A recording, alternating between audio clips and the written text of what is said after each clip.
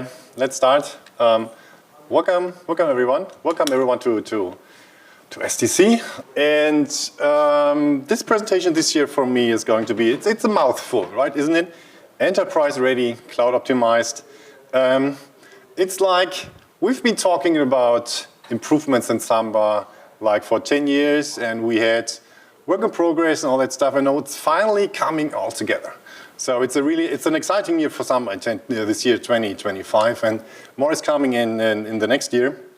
And what I was planning is to give like more at a high level overview of the status where Samba currently is as an enterprise scalable file server, and what is coming, all the individual features and projects from the SMB3 protocol that we've been working on in the last year, and that we are continuing to work on next year, and to give you an overview of everything that is coming. This is not so much going to be like a deep technical dive. You had the opportunity to do that in the earlier slot there where Metze was giving a presentation on SMB Direct and QUIC. So this is going to be more like a high-level overview. So having said that, most of you probably know me. My name is Böhme. I work for SerNet. We do Samba development, support, and consulting from Germany. I'm the engineering team lead here at SerNet for the Samba team. And luckily, I still do a lot of development. I'm the one working on the persistent handles implementation currently. And the other guys there, Volker and Stefan. He's the one who's really, really busy doing a lot of work on other features, and Volker is also doing great stuff. So without further ado, let's try to break this down a little bit. A quick outline. What is enterprise? What is cloud stuff? So I would try to break this down in giving an overview of the current status, what is coming, and break this down into kind of like features, performance, everyone loves performance, and scalability. And in the end, there'll be probably lots of time for Q&A, so you can hammer me with questions, and I'm happy to take questions anytime. So if you have questions while I'm going on, just speak up, raise your hand, and I'll try to answer that while we go. So moving on, let's take a look in where are we in 2025. What is a Samba as a scalable SMB file server these days? Features, performance, and scalability. And how are we finally able to get all the things together? How are we now finally in this year and next year be able to get all these huge projects done in Samba? And this is basically, I had a presentation about this in the last year. This is thanks to the German government initiative, the Sovereign Tech Fund. And that is a German initiative that supports development and maintenance of open digital infrastructure. And so, for example, so I think they've been, they're working since like 2022, 3 or 4 years. And for some example projects that they have been funding is like GNOME, FreeBSD, Log4j, which probably everyone knows, PyPy, the Python package manager, and a lot of other projects. They have a decent budget per year, and luckily, when we applied to get Samba development funded from them, they were very happy to fund Samba development, seeing Samba as a critical part of open digital infrastructure. So we've been now busy working since autumn last year, and this is all ongoing work to get all this exciting new stuff into Samba until spring of next year. That's the rough roadmap for them. So lots of improvements coming. Just a quick mentioning of where we are with what we already have in Samba. So these are basically just some marketing slides that I would like to point out here to make everyone aware that Samba is already a very capable, scalable solution. Samba supports active clustering in a scale-out fashion with up to 32 nodes. It supports thousands of connections per node. And these are actually very, very old numbers. These are actually specifications that an enterprise Samba vendor used in their product documentation. What are the limits for a Samba cluster? And these were actually tested. And this is probably, I don't know, like 10 years old. We don't that often get to work with customers these days that take Samba to this level and would allow us to test again with current hardware to see what the limits are. There are just some inherent limits in the Samba architecture that leads to this kind of limitation to 32 node, which is a lot, but maybe what about scaling out to even higher number of node counts, but more and more on that later. Samba is around now like 30 years, 1995 roughly, so it's definitely mature and battle-tested implementation. These days, if we still find bugs, occasionally we do. So we always add like regression tests, we fix the bugs, we add tests, and so we get better and better, right? We've been participating in these testing events since the dawn of time, basically. The first CIFS event, when was that? I remember Volker mentioning like 1998 or something like that. 1996 even, right? So it's also like close to 30 years. So next year will be, it's the 13th time then, right? Yeah. And Samba being open source, we are a very mature open source project with a large community, so you don't have any vendor lock-in in case your proprietary SMB server vendor goes away or is bought by another company which thinks that happened in the past. And Samba is here around and is going to stay. It's used in many commercial products by many vendors. It's very broadly used in the industry.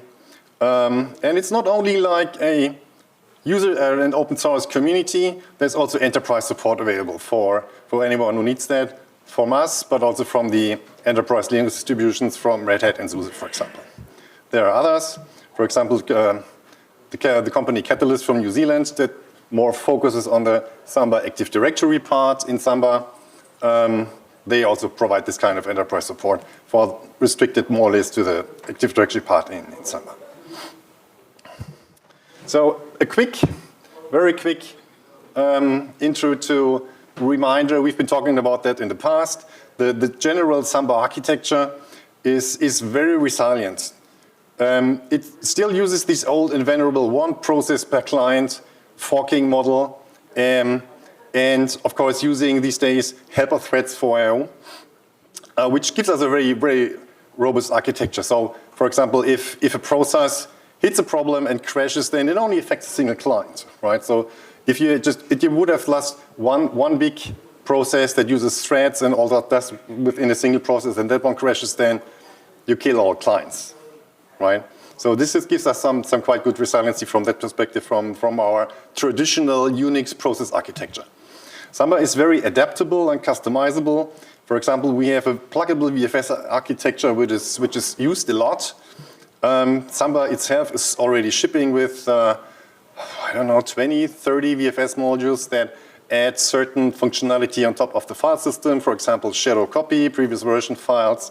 It also adds the integration points for file systems that are not directly mounted, for example, on the server, but provide some library to access a remote file system, which is done, like for example, with SafeFS. And this is really still thriving. So, for example, and you might remember from last year where we had Günter Deschner and others from IBM here presenting about IBM's work currently with the SafeFS integration in Samba. Currently, IBM is basically putting their eggs in the basket for the future of scaled-out enterprise SMB on Samba and based on this architecture.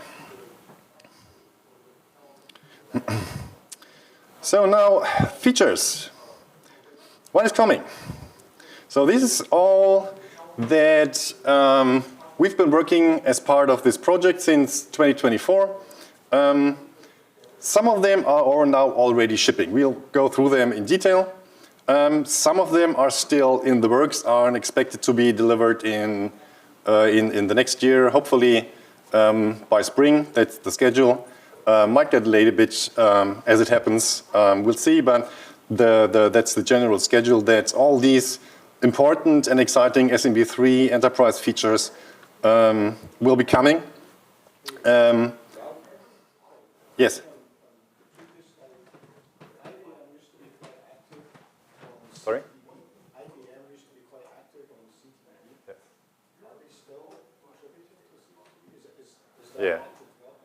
So the question was, IBM used to be very active in CDDB, and if that still holds, if that is still true, right? And the answer is no.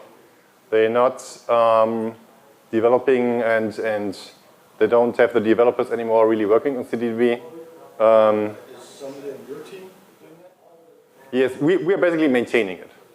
We're currently not really doing feature development there, but we can maintain it. So in case of any problems, we can work on that. We are familiar with the whole Samba code base, right? So yes. But more on that maybe also later. The main developer these days is Martin Schwenke. I talked to Mark. Yeah, and he works for DDN these days. DDN Induster team. Okay, so he's still active on it? I mean, the CDDB as a component of Samba right now is pretty much complete. So it's mainly maintenance for this part. The users of CDDB, like Samba, might need to change for scalability, but CDDB as such is pretty much done for what it does. Okay, so the question? Okay, cool. Yeah, I was just about to point out metrics. So it's not only SMB3 features, we're also going to be some exciting new possibility in Samba to export metrics via Prometheus exporter. More on that later. So now we're going to go through all of these in a little bit more detail to give you a high-level overview. So one of the things there was already like shipping with the Samba version 4.22, but it was disabled by default. I think we shipped that in like spring of this year, 4.22 probably. And now with a very recent release of Samba 4.23, which was just released like a few days ago. Was it on Monday or maybe on Friday or something like that? We just basically did the switch. We enabled by default, which means it's still up to the client to actually negotiate it per open, right? But the client then now can do this without any further needed changes to actually enable the feature in the first place on the servers. It's now enabled by default. And we'll see where this goes. We've been having some interesting talks and discussions about, yeah, maybe it's a chance for Samba in the data center where NFS currently rules. We had some interesting presentation, for example, from Tom at Samba XP this year, actually. This year, yeah, comparing NFS and SMB, and I think we had a presentation from Volker last year comparing NFS and SMB, as far as I remember. So there's this, so where are we feature-wise? I mean, it's probably pretty comparable, right? Most of the features that we have in modern SMB3, they are probably also all available in NFS, NFS v4, NFS v4 1, 2, and so on. But from my perspective, in SMB3, it's all very pretty strictly from the protocol documentation. It's all very strictly specified. It's if you have the most dominant implementation in Windows, everything there is implemented by default. And now in Samba we're catching up, but from my perspective, this is a very solid foundation. And I'm really not an NFS guy, but my impression is that in NFS, the standard processes are complex, and some servers implement certain features and others do not. And what about directory caching and reservations, which is, I think it's called reservations, right? And all that stuff. So that will be interesting for us to see if we get some SMB3 adoption in the industry there for in replacing NFS workloads basically with SMB. The specification for the SMB3 Unix extensions is coming. We have something, but it is work in progress. Currently, we are basically only documenting the on-the-wire changes, but we're aiming to provide full documentation next year. I'm actually going to be the one working on this for providing documentation also that says how you should be behaving as a server, so having a POSIX SMB2, POSIX FSCC, that's the one where we have the on-the-wire protocol. SMB2 is going to be server and client behavior. And POSIX FSA is, in my understanding, will be like containing the differences of file system behavior compared to like, I mean, MSFSA is like NTFS behavior, right? And I started like, already begin doing this, documenting what is different in the POSIX file system compared to NTFS. That's going to be a subtle one, and will be interesting to what extent this will be done correctly in the first attempt. Maybe we need some iterations till we get this all nailed down, and we probably need more eyes on this then while I'm working on it and doing pre-releases of that. And this is all scheduled also for next year, right? Which is exciting because I think this is a very, very important thing that we got to have for making SMB3 Unix extensions broadly usable across the industry for all vendors that want to implement them, to have clear guidance like we have it for the SMB for the Windows SMB protocols from their specification. Right? The goal is to have a similar level of completeness and correctness. And then maybe also provide like a email address, dochelp@samba.org or something. Thinking about it, we'll see. Moving on. How am I on time? I'm probably 20 minutes. Yeah, good.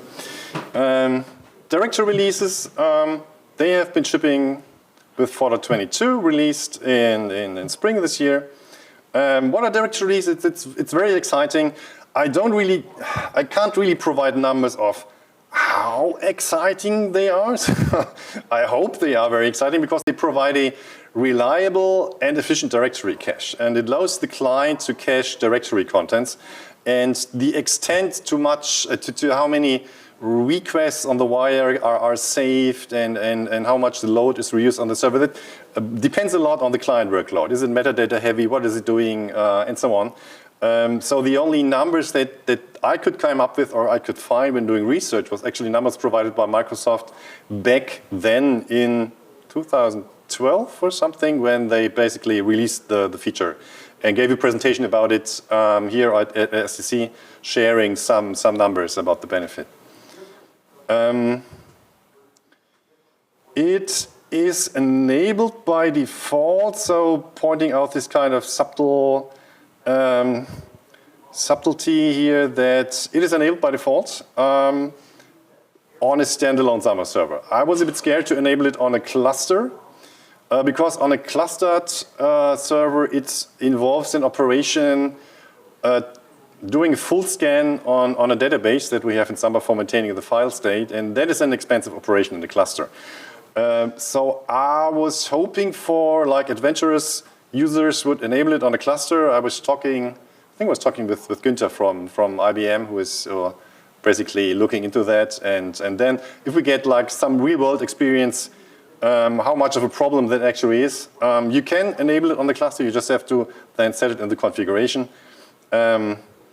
And then we'll see maybe at some point, we would then remove the auto setting, because that is the default, right?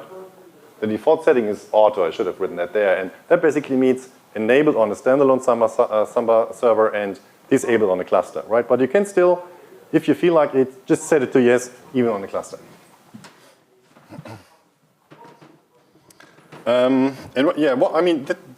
The last point there, it's an interesting one. So Stephen, listen, what is the status there on the Linux client?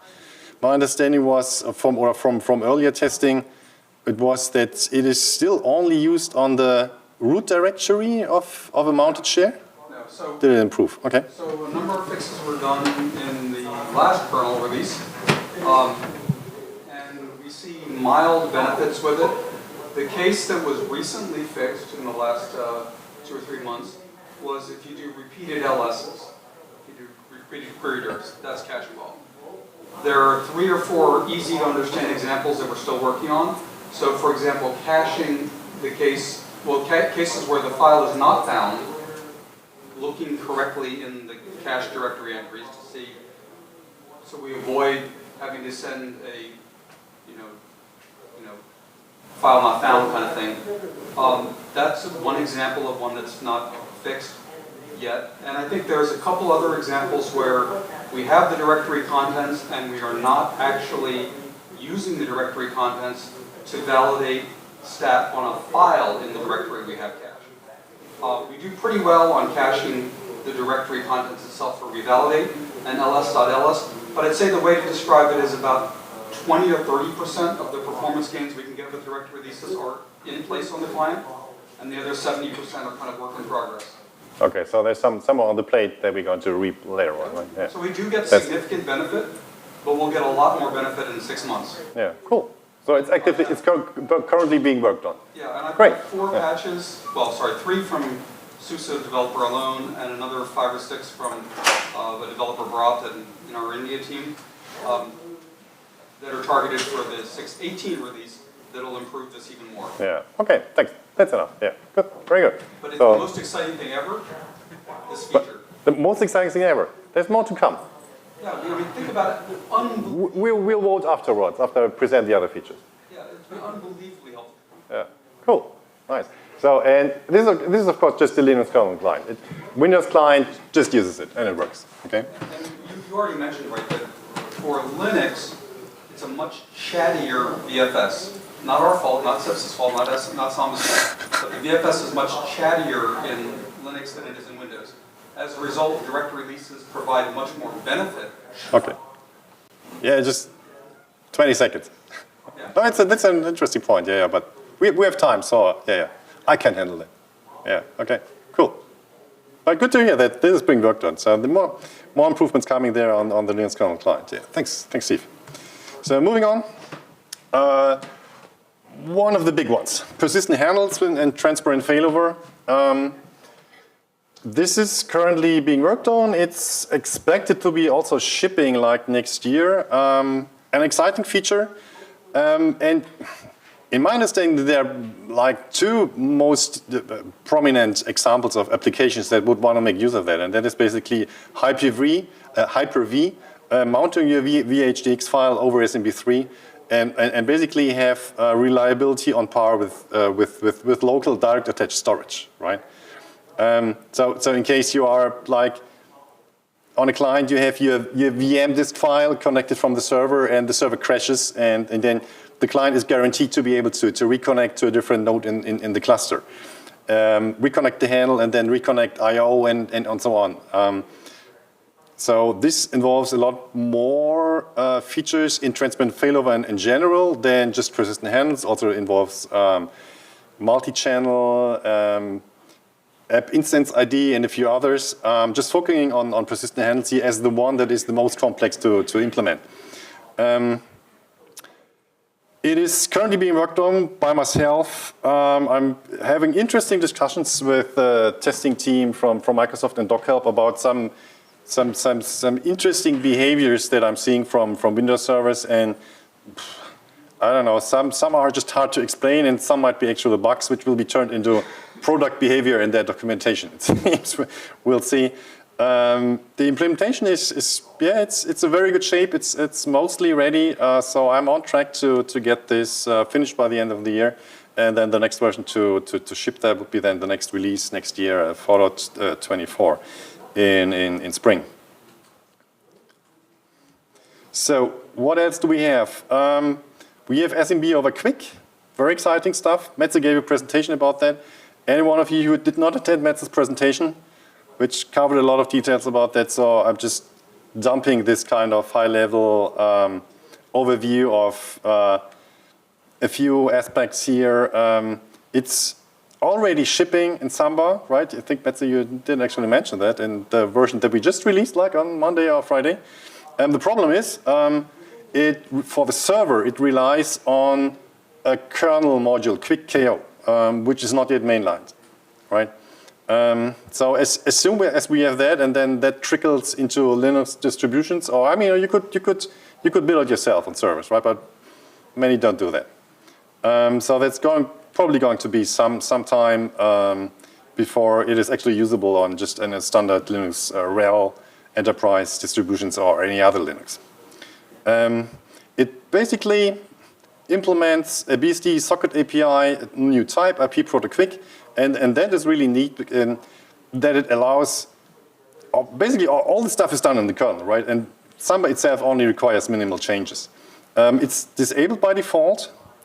There's a new setting for the existing server SMB transport options, which you can use to, does it also set the ports? I think you also use that to change the listen port from the default 445, or you can say, do you want TCP, do you want NBT, and so on. I think that is all behind that option. And you do like plus QUIC to actually enable that. Is that correct, Metze? He's looking a bit like, okay, that's great, great.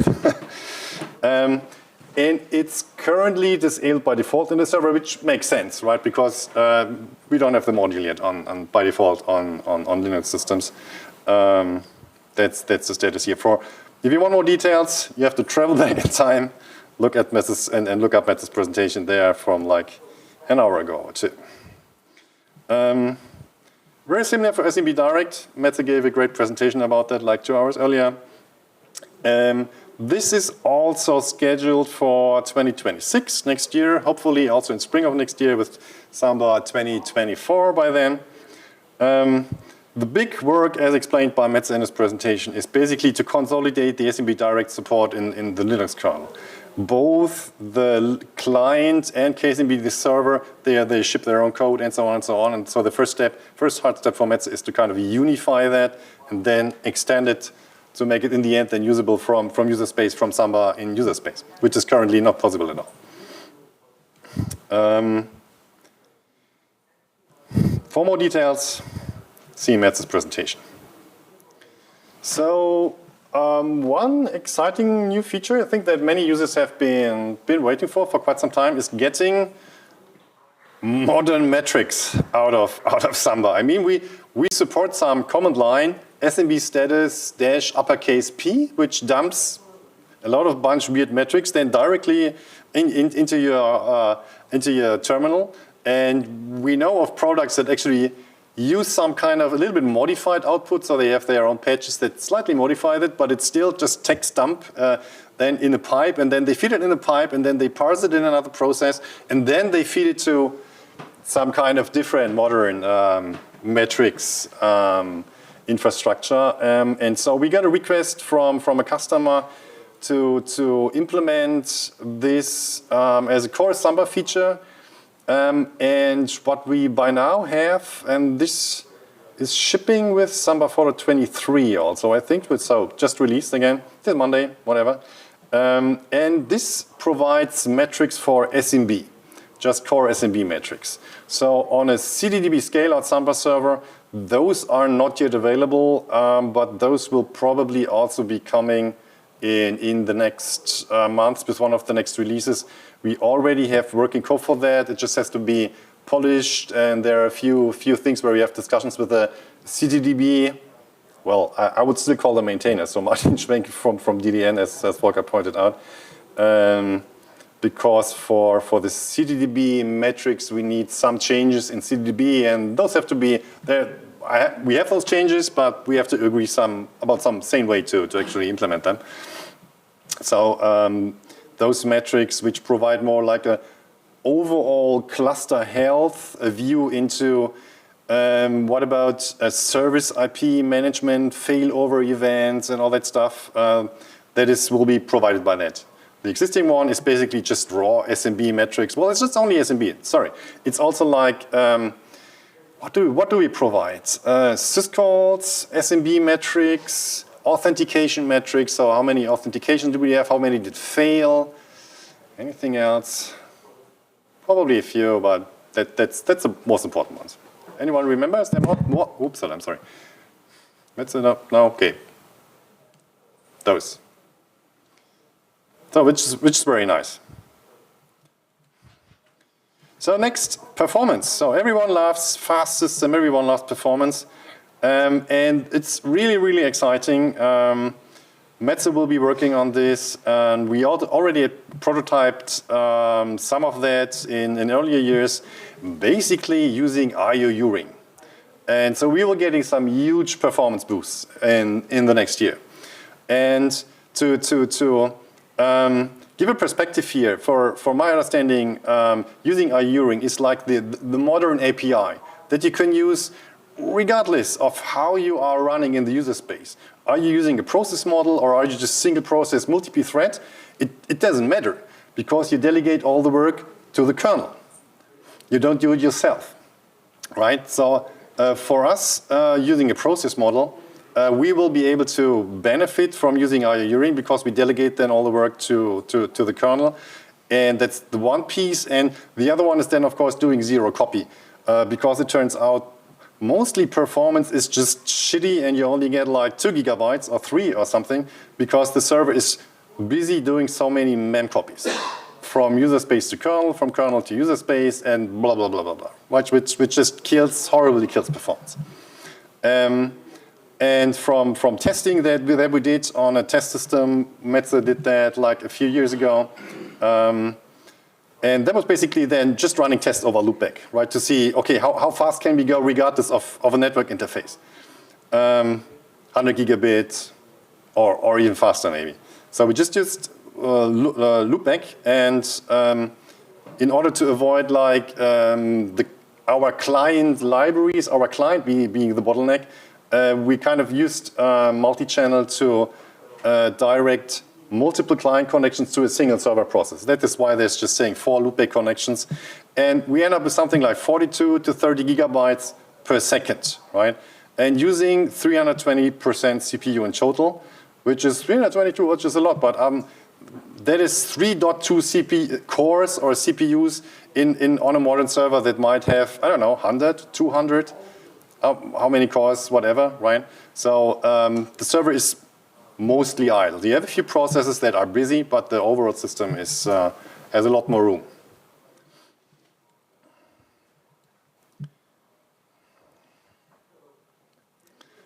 All this is based on IOU ring.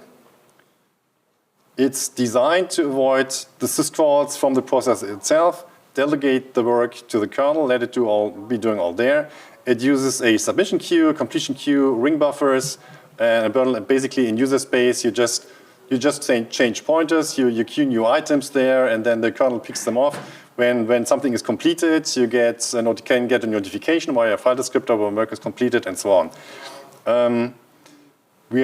I think my understanding is that basically doing this delegation to the kernel is using 2 IOU ring operations, send message and receive message, and and this is the important one, actually avoiding copying data.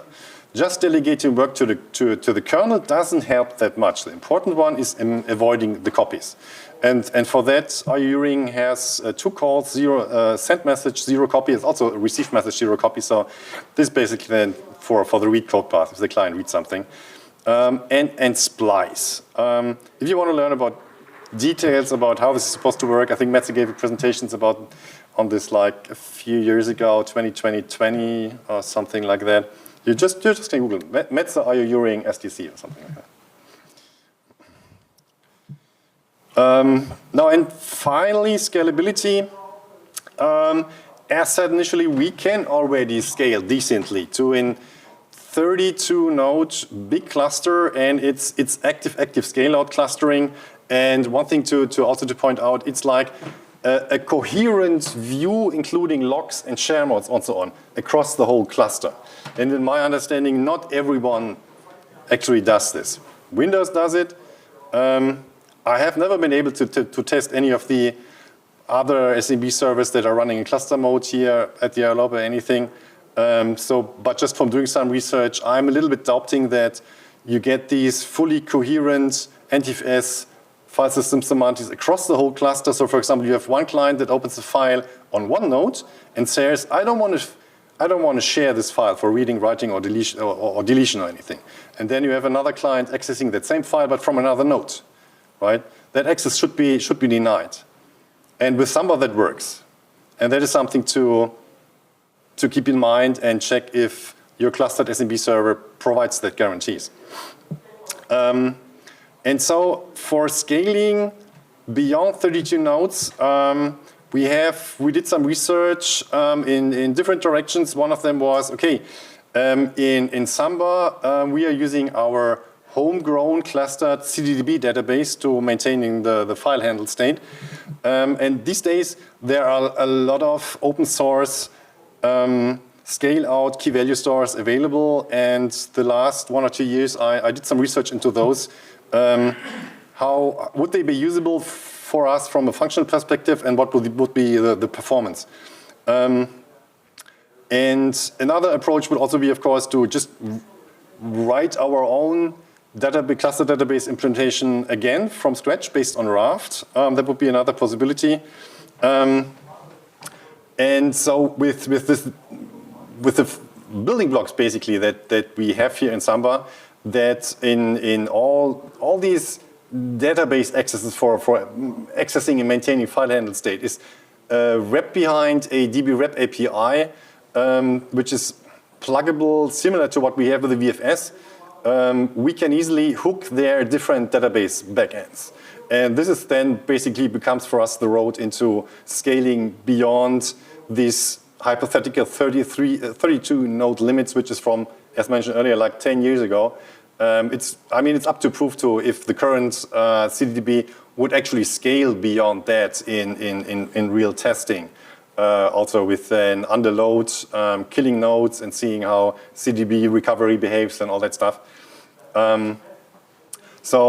But from what we have currently with the functionality here in Samba, we have perfect building blocks basically available, right? To do an even more scalable cloud SMB server that scales to more nodes and is more dynamic in case of node failures and so on.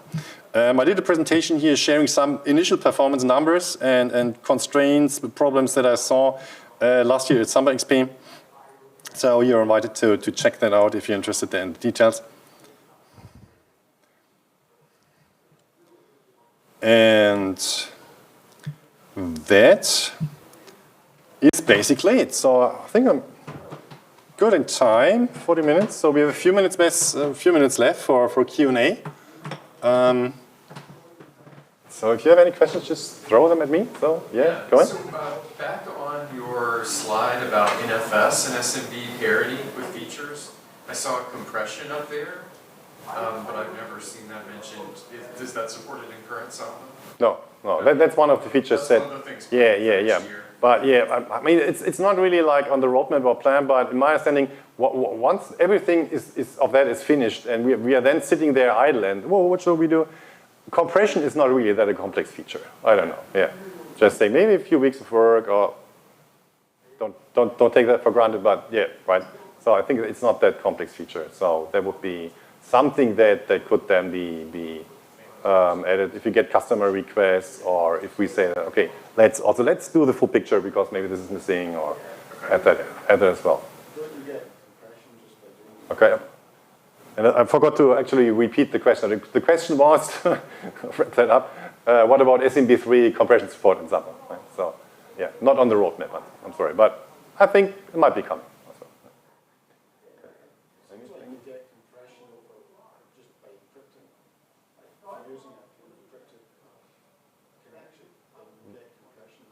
So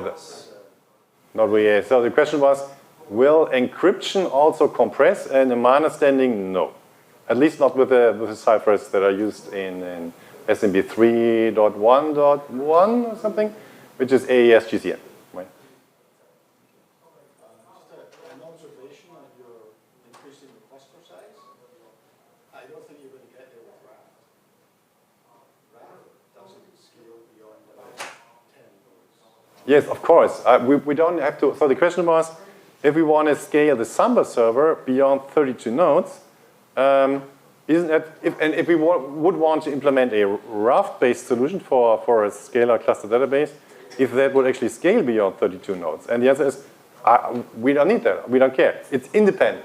So that the SMB cluster is independent from the database cluster, Raft-based. Right? So the replication, the sharding, and so on that happens in the Raft database cluster is basically independent of the SMB servers running on more than 32 nodes, like 100 nodes or whatever. Because they will be talking over a network to the database cluster. Currently, yeah, I mean, so the current architecture is that basically CDDB runs on the same nodes as the SMB server. So 32 nodes, you have 32 nodes all running the SMB servers, and you have 32 nodes all running the cluster database servers, all on the same nodes, right? So it's tightly coupled. But when using a different database, you can just decouple that and talk to them remotely over network, right? It has some implications. Yeah, sorry?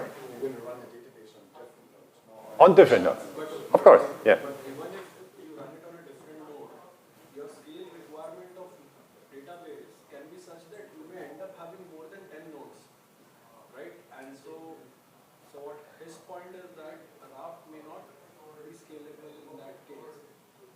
I didn't fully get that acoustically. So he's basically saying the raft may still limit you in the number of database nodes, but I assume that if you're We only need 3 right, so raft nodes. you're using it for resilience, you're not using it for distribution.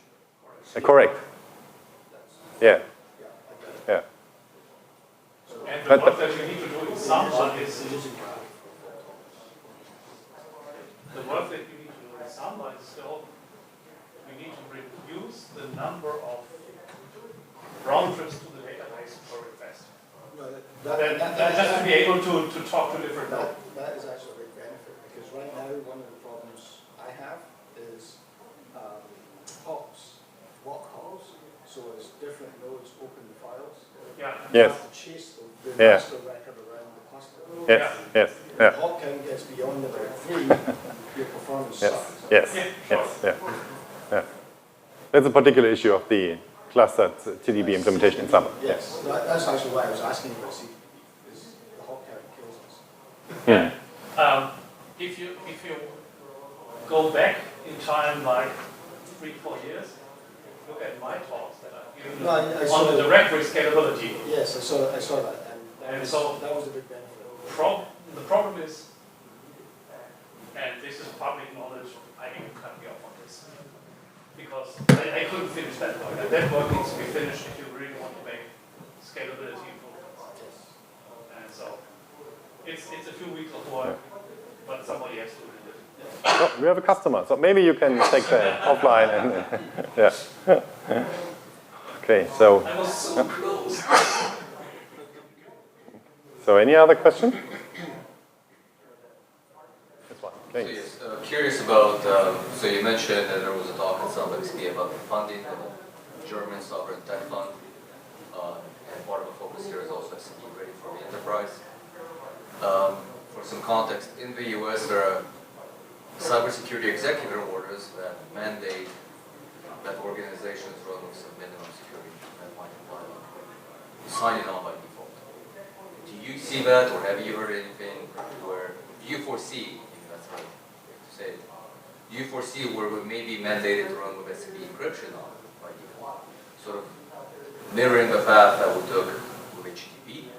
Yeah. It was fine, maybe some banking websites or TLS. Yeah. But Yeah. now with So, Let's Encrypt, and pretty much everybody's just a blanket HTTP. yeah. So I tried to repeat the question. I think the question was: is there, in Europe, probably, or in parts of Europe, is there some regulation or legislation or regulation in place for requiring security constraints, like requiring signing, requiring encryption, and so on? And I mean, the answer is probably yes. For banks, they might have their requirements, and I vaguely remember in some certification, like ISO 27001 or whatever, they're actually like saying, so okay, if you want to be compliant with that, you have to, if you're running Samba, then you have to set certain SMB.conf settings. So there's probably some stuff, but I have no idea about the actual details about what that is. So,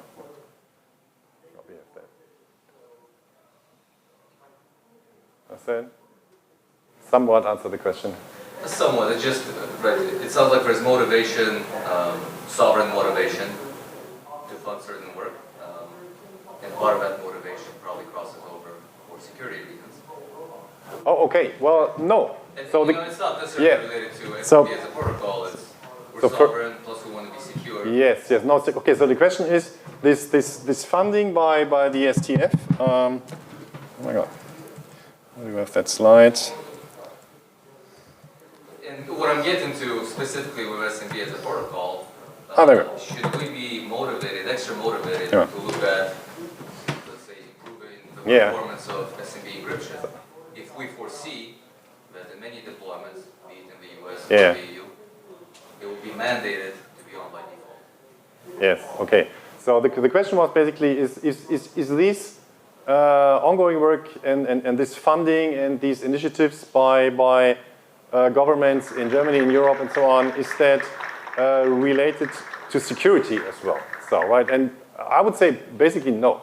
It's related to digital sovereignty and not security. It's basically saying that these days you might better not use Windows, use open source, right? Because you might never happen what happens with a proprietary company, Microsoft or whatever, from a different country, somewhere, US or whatever, right? So the initiative is there basically funds open source development and maintenance for digital sovereignty in Europe.